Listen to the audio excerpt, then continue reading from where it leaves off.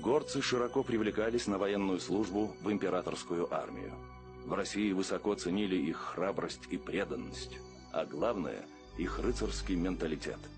Вожданлак.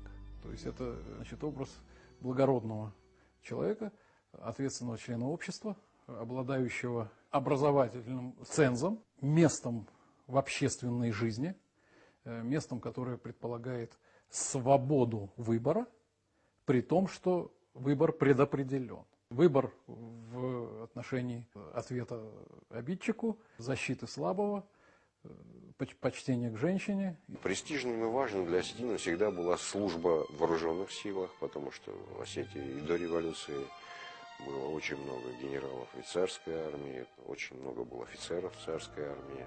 Многие из них и тогда еще себя веяли такой славой настоящих воинов и защитников Отечества.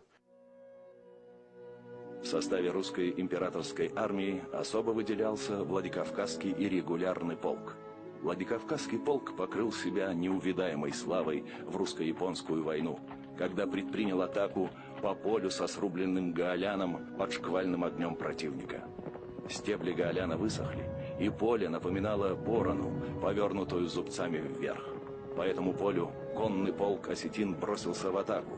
Японцы ожидали массовой сдачи в плен. Предчувствуя возможную гибель, осетины запели песню, которую поют воины в предсмертный час боя, и смяли врага.